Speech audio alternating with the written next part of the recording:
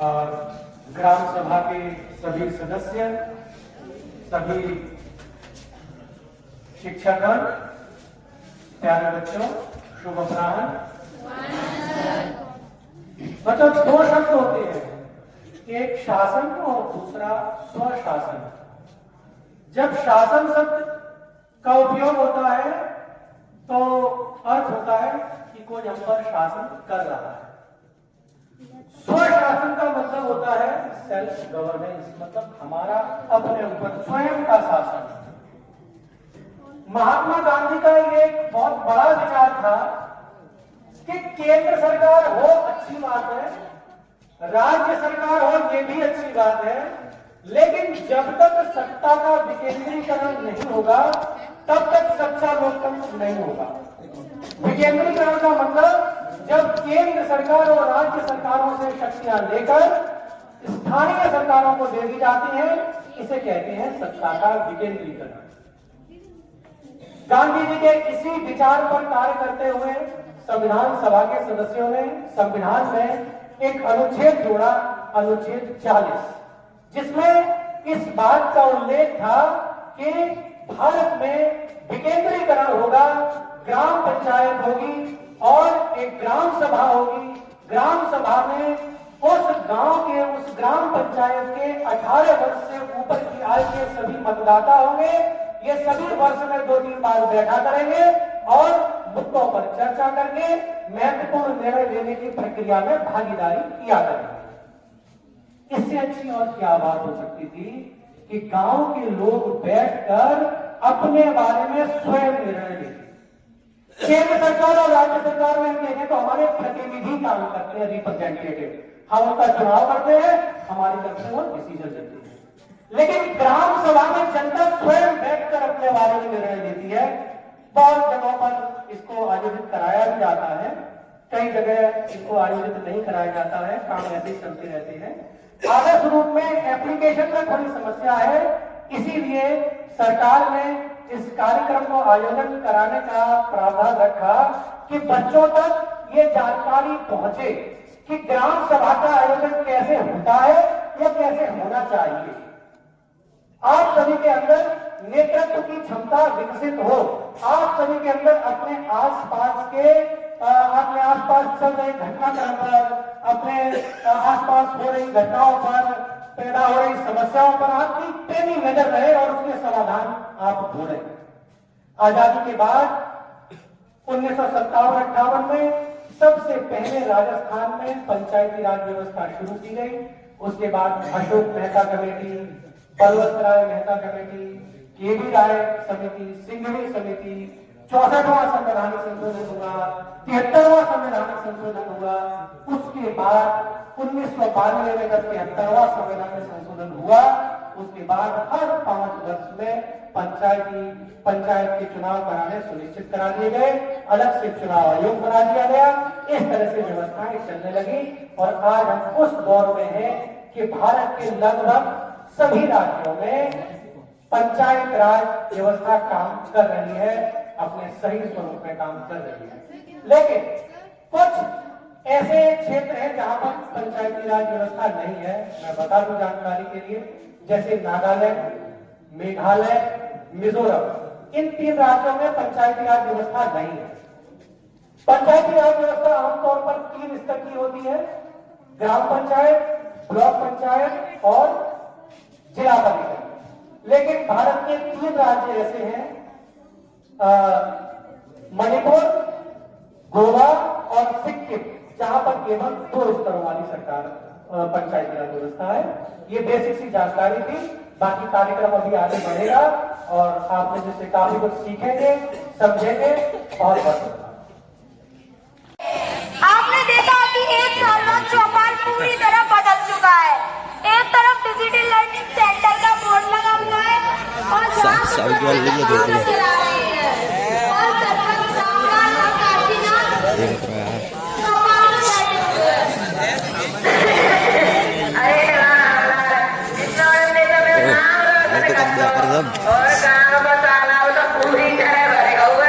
बहुत दाद भी आ लिया और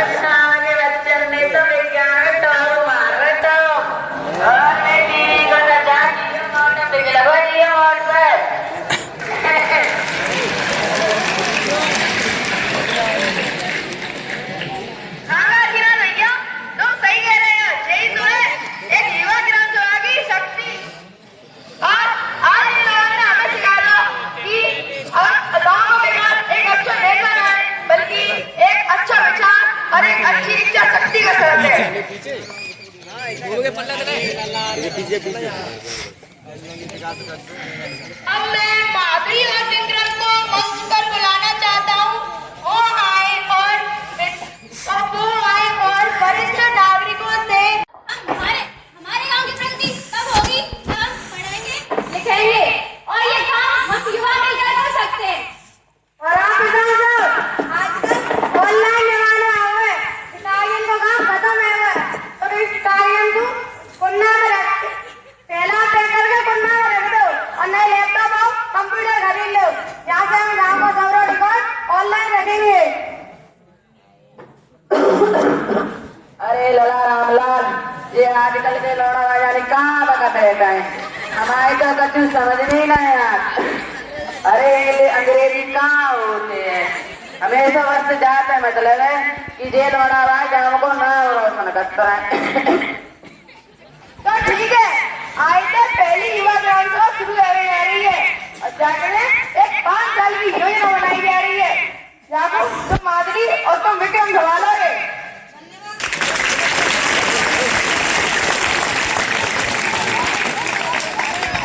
दृश्य 1 में देखा कि पुरानी सोच और नई सोच के बीच में विवाद चल रहा था। ये 5 साल की योजना बनाई। अब देखते हैं दृश्य 2 में क्या होता है।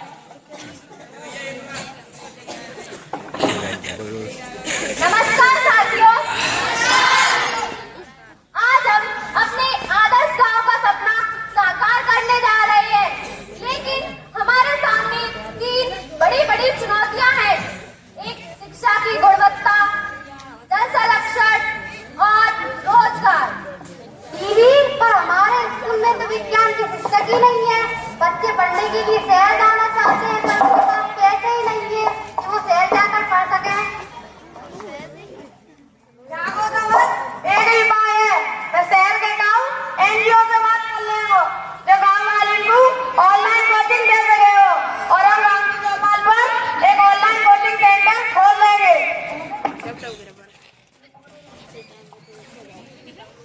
विक्रम भैया, हमारे गांव में टावर लगाने की जरूरत है। नेटवर्क ठीक से न आने के कारण डिजिटल वर्क करना बहुत मुश्किल हो जाता है। अरे, इस पे तो हमने ध्यान ही नहीं दिया।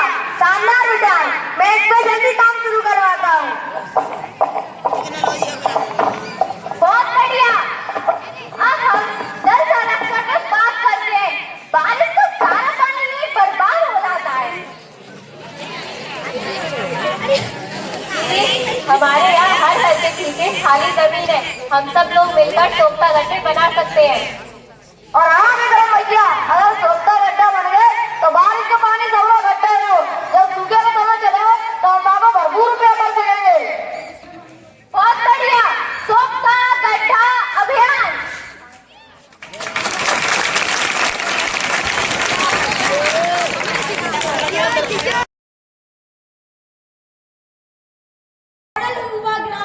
मॉडल युवा ग्राम सभा के संदर्भ में एक लघु नाटक, जिसका शीर्षक है आदर्श युवा ग्राम सभा, गांव की नई पहचान।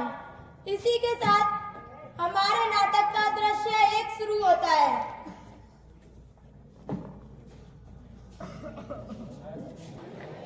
अरे लला रामलाल, ये आजकल के लौड़ा का नाने पंचायत तो बड़े बूढ़न को काम है और गांव के लफड़ा का बड़े बूढ़े ही सही कर सकता है।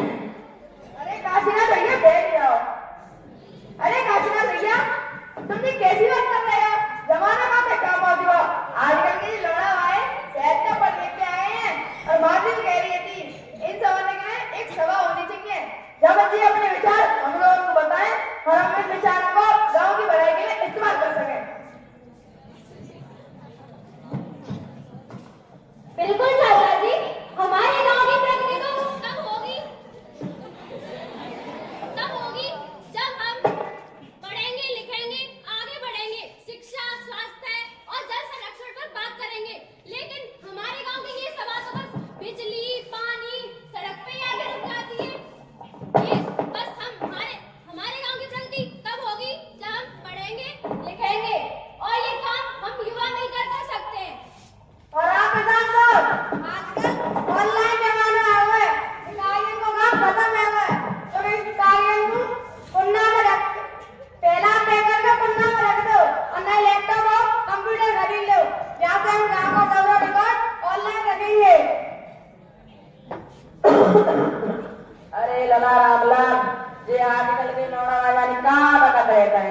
हमारे तो कछु समझ नहीं आया। अरे ये अंग्रेजी कहाँ होती है? हमेशा बस जाते मतलब है कि जे लौड़ा भाई गाँव को ना रोशन करता है। तो ठीक है, आइंदा पहली युवा ग्राम सभा शुरू होने जा रही है और जाकर एक 5 साल की योजना बनाई जा रही है। याकूब, तुम माधुरी और तुम विक्रम संभालोगे। धन्यवाद साहब।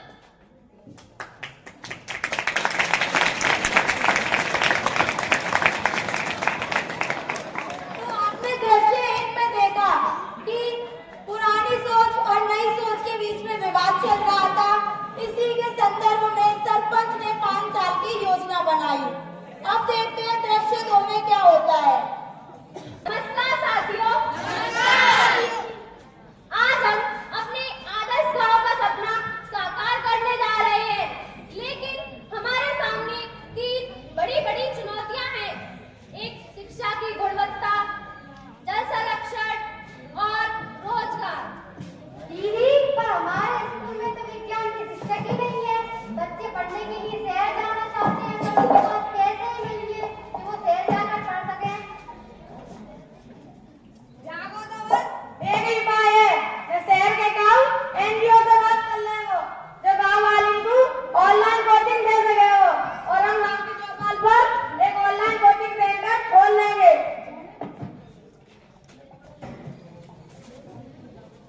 विक्रम भैया, हमारे गांव में टावर लगाने की जरूरत है। नेटवर्क ठीक से न आने के कारण डिजिटल वर्क करना बहुत मुश्किल हो जाता है।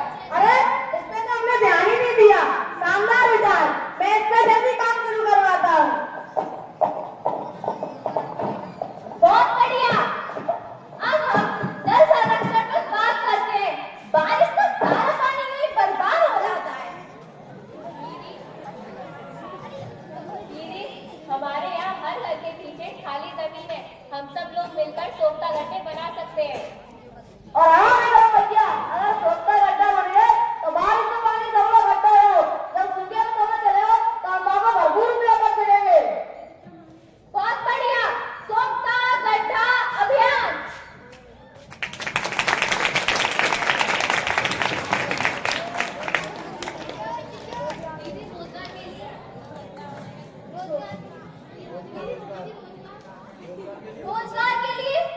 रोजगार के लिए तो हमने कुछ सोचा ही नहीं है। हमने सरोवर गांव की कई महिला घर में अच्छा अचार और पापड़ बना लेती हैं, जहाँ से हमें लघु ग्रामीण उद्योग बना सकेंगे और उसे ऑनलाइन बेचेंगे। मार्केटिंग की जिम्मेदारी हम युवाओं की होगी। कोई संकल्प तय हुआ। ज्ञान ग्राम डिजिटल लर्निंग सेंटर की स्थापना। जल शक्ति, सोख्ता गड्ढा और तालाब सफाई अभियान। आत्मनिर्भर गांव, ऑनलाइन मार्केटिंग और लघु उद्योग समूह। हम सफल होंगे। हम सफल होंगे। हम सफल होंगे।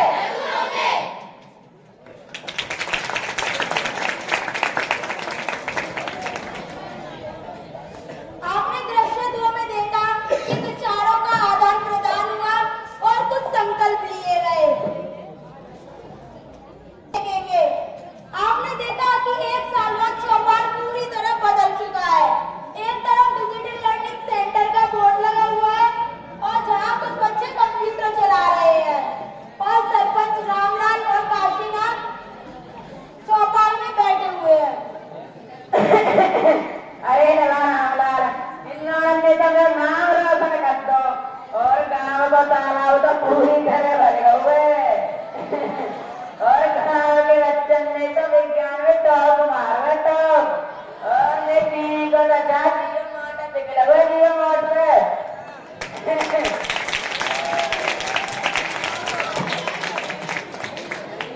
हाँ काशीनाथ भैया, तुम सही कह रहे हो। यही तो है एक युवा ग्राम सभा की शक्ति। और आज के लोगों ने हमें सिखाया कि गांव का विकास एक अच्छा नेता न है, बल्कि एक अच्छा विचार और एक अच्छी इच्छा शक्ति का सबब है।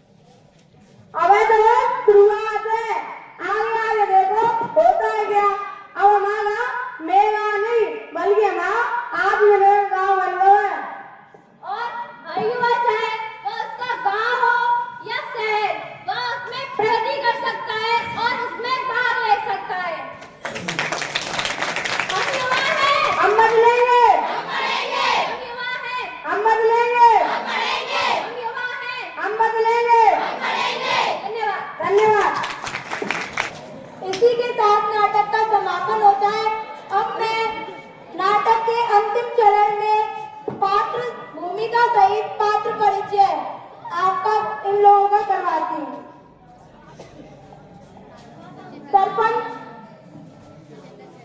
सरपंच की भूमिका में आर्यन। आर्यन लौड़ा भाई कहते पढ़ लिख के आ रहे हैं। धन्यवाद। सहायक सचिव की भूमिका में अमन।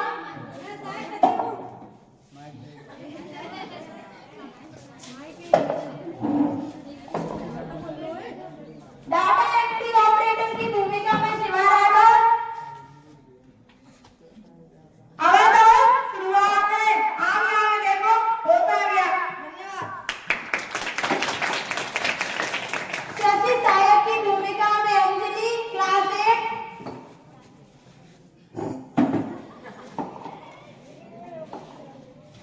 आंगनबाड़ी वर्कर की भूमिका में छवि क्लास 7।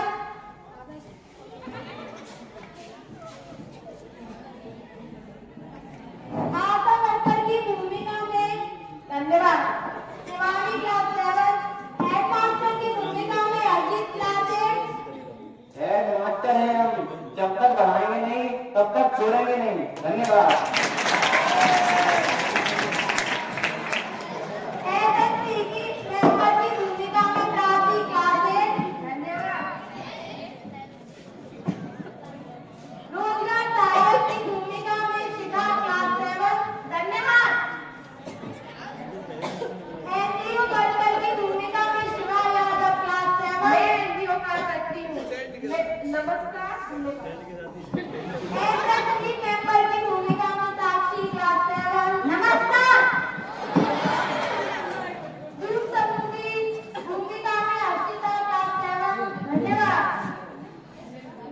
एजुकेशन कमेटी हेड की भूमिका में Akshay class 8। Environment committee head की भूमिका में डिमी क्लास 8। धन्यवाद आप सभी को। हेल्थ कमेटी की भूमिका में साक्षी। स्पोर्ट्स कमेटी हेड की भूमिका में अनुज कुमार क्लास 8। जल्दी हो जाओ और पीटीए में जाने बहुत धन्यवाद। किसान नागरिक की भूमिका में अनुज यादव क्लास 8। मैं किसान हूँ। धन्यवाद।